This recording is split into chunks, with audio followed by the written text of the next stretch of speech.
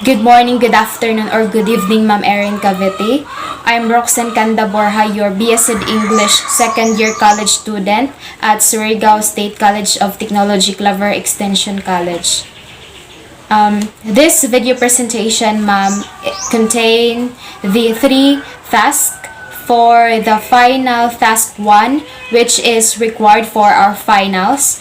And this video includes the objectives which I prepared and compiled into one video. So these are the number 1, the lesson learned about Chinese literature, especially regarding the Analects of Confucius. Number 2, the sacred of language with supporting evidences in studies read about language. Number 3, which is last, is about the realizations of topics that I read from the Bible and how I think it changed my outlook in life.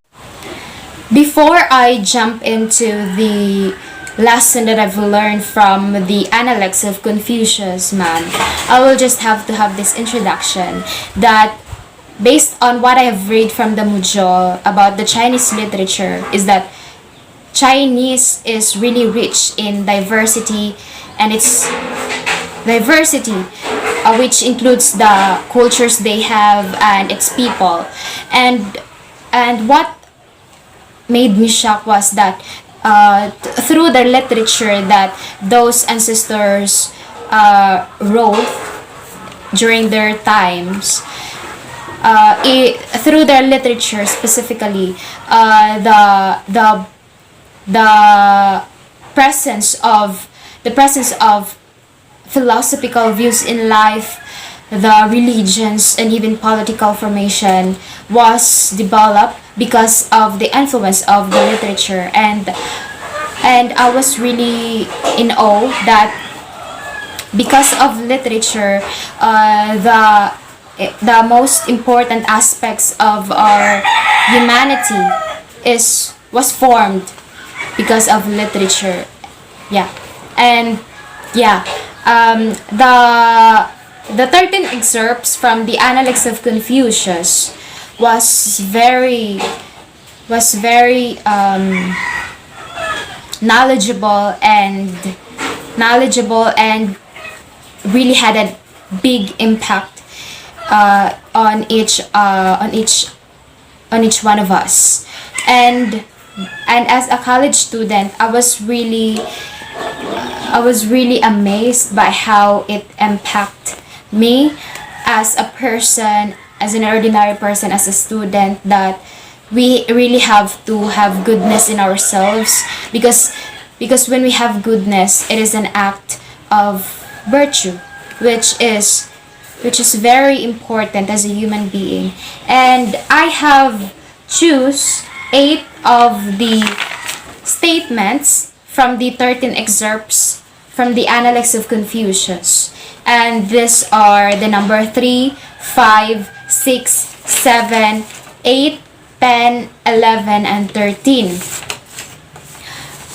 The reason why I choose 8 statements is because I find it really relevant and importance to myself, because it is where I was formed as a human being, that we really have to have goodness in ourselves and that we have to influence others also. So the first one, ma'am, is that the master said of Zichan that he had 4 of the characteristics of a superior man. In his conduct of himself, he was humble. In serving his superior, he was respectful. In nourishing the people, he was kind. In ordering the people, he was just. Number 5, there were 4 things from which the master was entirely free. He had no foregone conclusions, no arbitrary predeterminations, no obstinacy, and no egoism. Number 6, the master said, hold faithfulness and sincerity as first principles. Have no friends not equal to yourself. When you have faults, do not fear to abandon them. Number 7, the relation between superiors and inferiors is like that between the wind and the grass. The grass must bend when the wind blows across it. Number 8, the master said, the firm, the enduring, the simple, and the modest are near to virtue. Number 10, Zigong asked, saying, is there one word which may serve as a rule of practice for all one's life? The master said, is not reciprocity such a word? What you do not want done to yourself, do not do to others. Number 11. Confucius said, there are 3 friendships which are advantageous and 3 which are injurious. Friendship with the upright, friendship with the sincere, friendship with the man of much observation. These are advantages. Friendship with the man of specious airs, friendship with the insinuatingly soft, and friendship with the glib tongue. These are injurious. Number 13, with coarse rice to eat, with water to drink, and my bended arm for a pillow, I have still joy in the midst of these things. So that is the 8 statements from the 13 excerpts of the Analects of Confucius, which I find meaningful, knowledgeable, and had brought a lot of impact on myself, ma'am. It's because it really highlights the essence of being a human, that it is really not the inferiority that we always think, that we really have to overrule the people and even the country. Like for example, the president of each countries, which the number 3 from the excerpts said, the master said that the superior man has 4 characteristics, and it is that in his conduct of himself, he was humble. In serving his superior, he was respectful. In nourishing the people, he was kind. In ordering the people, he was just. So being in himself as a president, he must be humble. In serving his superiors, he was respectful. In nourishing the people, he was kind. And in ordering the people, he was just. So that is like the president must think that in his position, it is not that he is meant for overruling the country and the countrymen, because that is not virtuous, and it only made the country worst as its worst. And I have learned also, ma'am, that aside from the 4 characteristics of a superior man, each one of us must have the 4 things from which the master was entirely free. And even us, and as an ordinary people, we really have to had no foregone conclusions, no arbitrary predetermination, no obstinacy, and no egoism.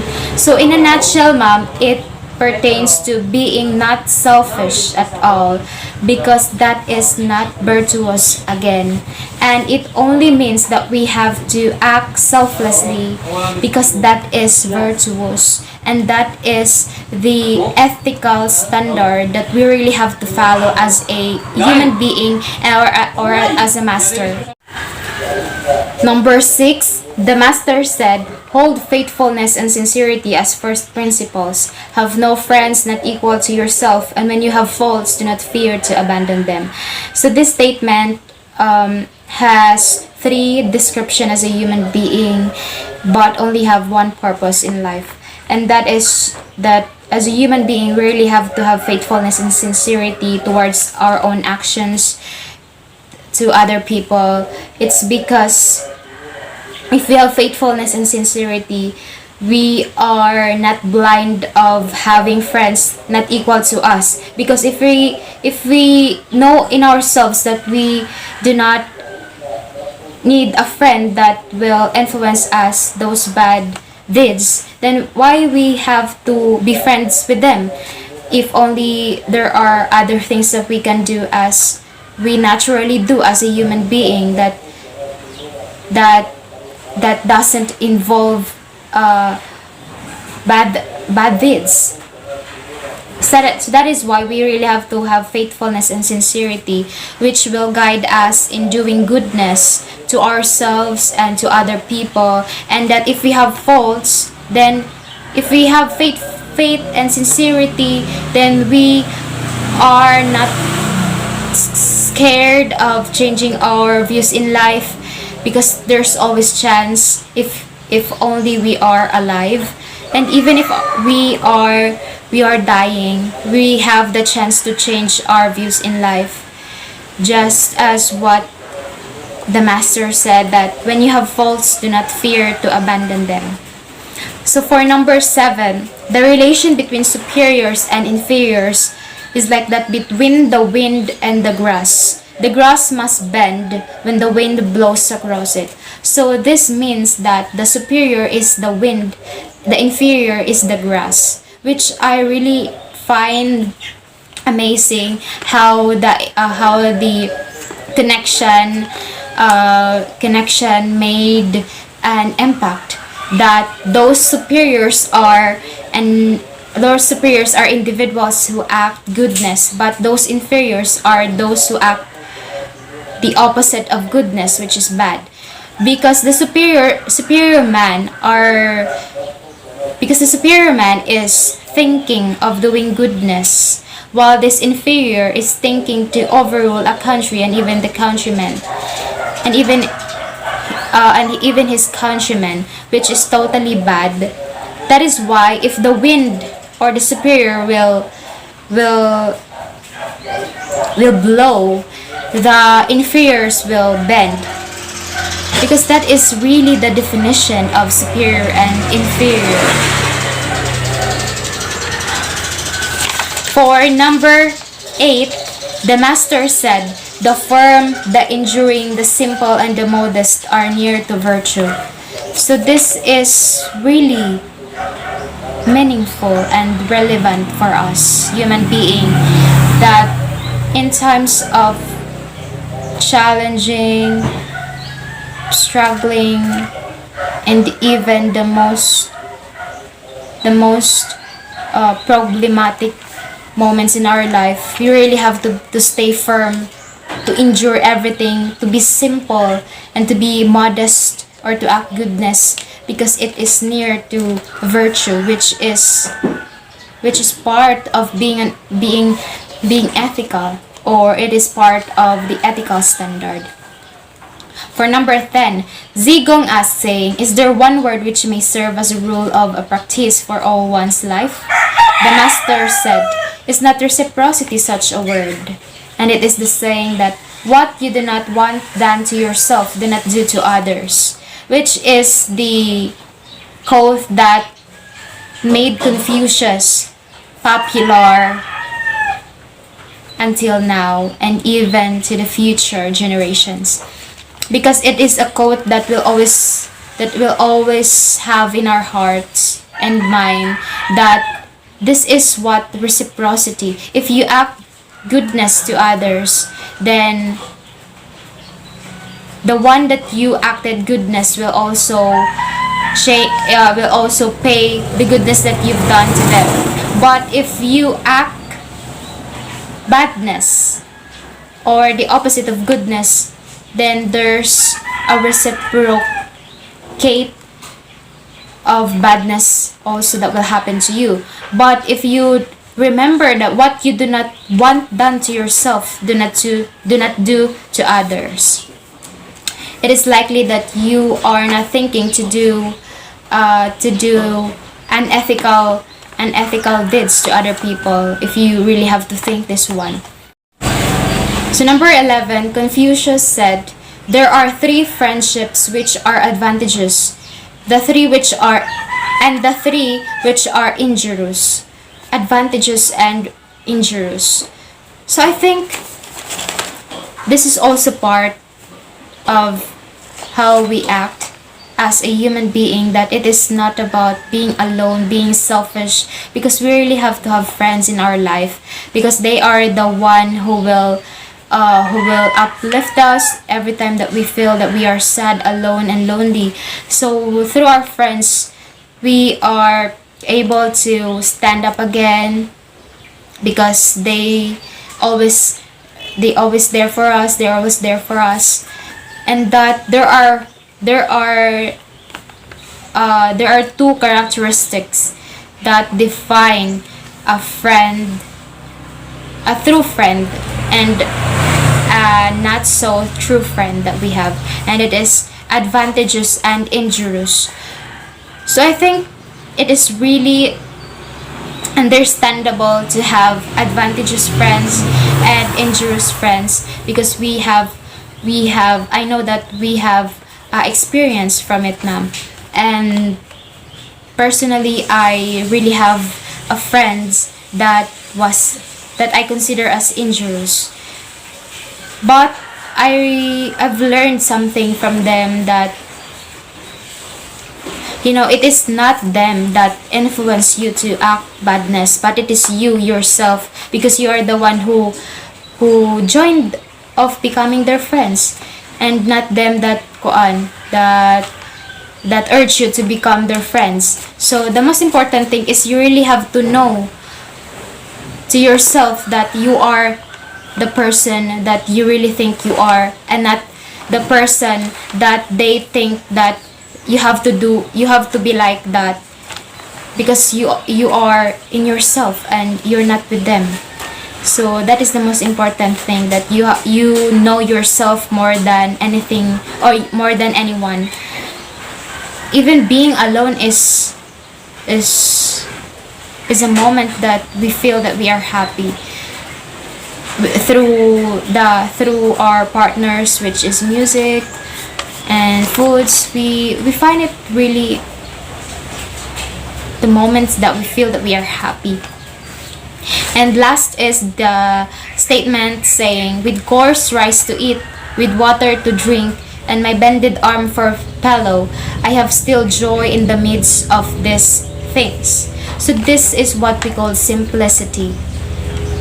This define the life that are meant for all human being, that we really have to not think of being inferior to other people or to overrule other, because we think that it is what makes us happy. But the most important thing is that we have rice, we have water, we have arm, and everything that we have is that simple, and we really have to be happy with this kind of things, and be contented to what we have. Our family, our education, our relatives, our friends, and God.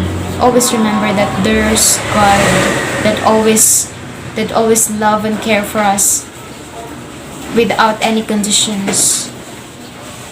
So that was the lesson that I've learned, mom, from the Analects of Confucius.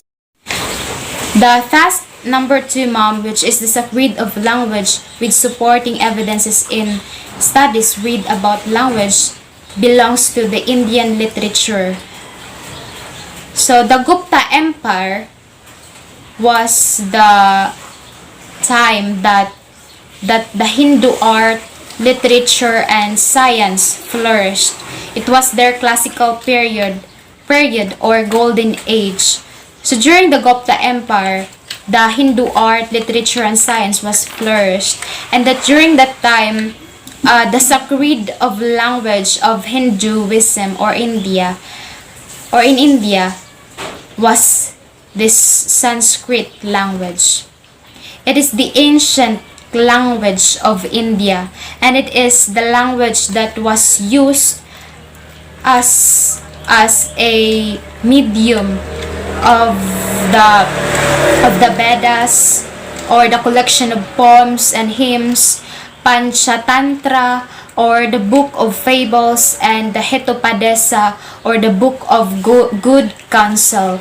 And those chantings that they've made throughout that time was dominated by the use of the Sanskrit language. It is considered as the sacred language of Hinduism. So it is based on the definition according to the module that I've read, that it is the Sanskrit language, which is the sacred language of Hinduism. So according to the Encarta dictionary, ma'am, that Sanskrit is an Indo-European language that is the ancestor of most of the language of northern South Asia and of Sri Lanka. The language of the Vedas and other Hindu scriptures, classical literature, and a vast body of scientific, philosophical, and religious scholarship. It is now used by a tiny minority, but its cultural influence outstrips its tiny base of speakers. So the Sanskrit language was really the reason why the ancestors of India had dominated the oldest form of literature, and those poems, hymns, fables, good counsel, epics, chanting. So for the epics, which they had the most their most popular epics, which is the Ramayana and the Mahabharata, because of the Sanskrit language, India was popular of creating a literature that influenced throughout the world. Yeah. So it is the Sanskrit language, and it is also used for chanting and has full of sounds that resonate in a special way. And lastly, according to the Brahmins, which is the highest caste of the social status in India, Sanskrit language is the language of the gods. So it is according to the Brahmins that Sanskrit language, aside from the sacred of language of Hinduism, according to the Brahmins, Sanskrit language is the language of the gods. For the number 3 task, ma'am, which is the final task for the final task 1, which is the realization of topics that I read from the Bible and how I think it changed my outlook in life. So honestly, ma'am, I have only 2 realizations from the topics under the biblical literature and how I think that it changed my life. It is the two questions that I have to be mindful in reading a Bible as a literature. And these are the questions: why should I read the Bible as literature? And number 2, how should I read it? So for number 1, I realized that I should read the Bible as literature based on deep understanding on the characteristics of the people that was involved in the sayings or testaments or miracles of God in the Bible, and that I will not read it just for fun or any condition, but I will read it as a literature, as a natural way of understanding a concept. And number 2, how should I read it? So I will read it through being sincere, through being honest, and through being with myself. Because if I will be as honest, as sincere as who I am, then I will read the Bible without any intention, without any condition after all. And that's all, ma'am, for my realization of the topics from the biblical literature. And I know that there are other realizations that may involve under the biblical literature, since it talks about the existence of God, the belief that we believe that there's God in our life, in the world, and that is really important for us to think that there's God after all. And that's all, ma'am, for the final task number 1 for the final requirements.